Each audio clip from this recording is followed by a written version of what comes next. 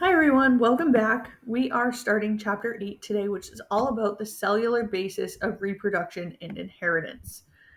So now that we've talked about the cell and its importance and all of the components to the cell that make it so important and function the way that it does, we have to talk about how we make more of those cells, which gets us into the cellular basis of reproduction and then how are those cells inherited from parent to offspring.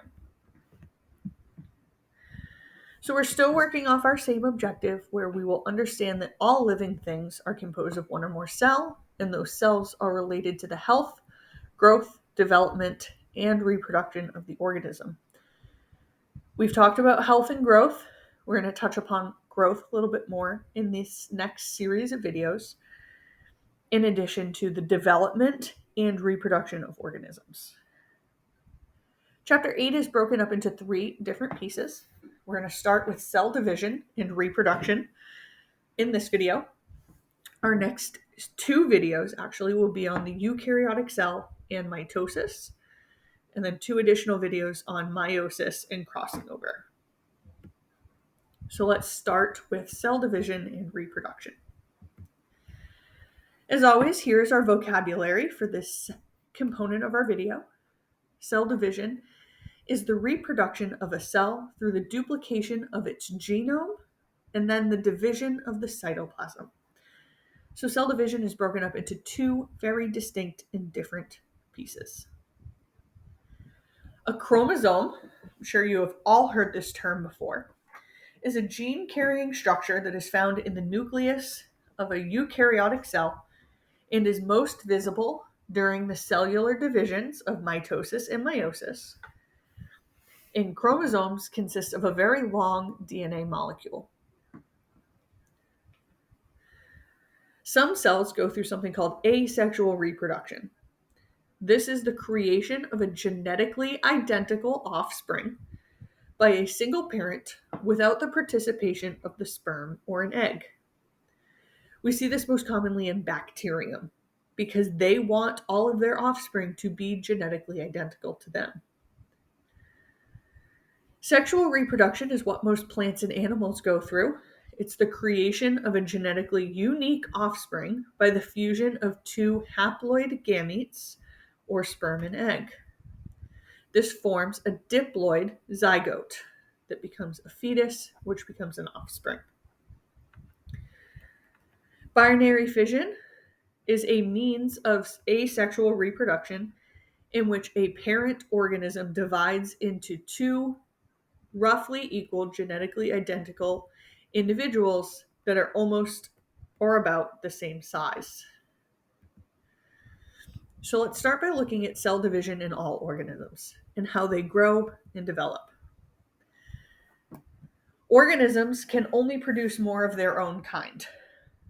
Therefore, humans can only make more humans, dogs can only make more dogs, bacterium can only make more bacterium. Cell division makes identical daughter cells to the parent cell.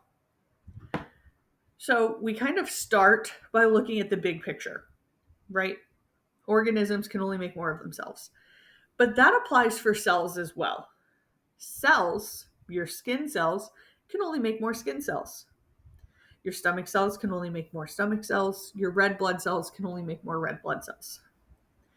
This results in all cells at the end of division in reproduction having a complete and total set of chromosomes that is identical to the parent cell. We have a few types of cell division. We have mitosis. Mitosis creates genetically identical cells from the parent cell that all have the same number of chromosomes. Humans have 46 chromosomes. That is our chromosome number. Every single cell that our cells go through via cell division will have 46 chromosomes in them, with one exception, and that's meiosis. Meiosis creates genetically unique cells that have exactly half the number of chromosomes that is required of that species. Humans are 26 chromosomes. When our gametes, our sperm or egg, go through meiosis, they have half the number of chromosomes. So they have 23. Binary fission. This is used by prokaryotes to divide themselves in half for reproductive purposes. And asexual reproduction creates a genetically identical cell for the use of reproduction purposes. The two types of reproduction that we talk about sexual reproduction, which is involving the joining of gametes, those specialized cells that are used for reproductive purposes in animals and in most plants. And we have asexual reproduction, which is the creation of an offspring without the joining of gametes or egg and sperm. This is what binary fission looks like. So binary fission is a division of the cell for the use of reproduction. It is an asexual reproduction. So we start with our cell here, our basic bacterium cell. Remember, bacterium only have very few organelles. They have a cell membrane, sometimes a cell wall. They have plasmids and they have ribosomes, all surrounded by cytoplasm. And then they have their DNA. Their DNA is not membrane bound. It is not found in a nucleus. Their DNA will duplicate.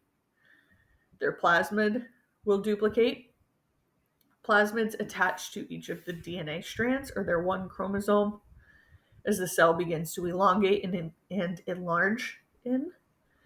It starts to pinch until it's pinched off into two genetically identical cells. We are going to stop here. Our next video will talk about the eukaryotic cell and mitosis.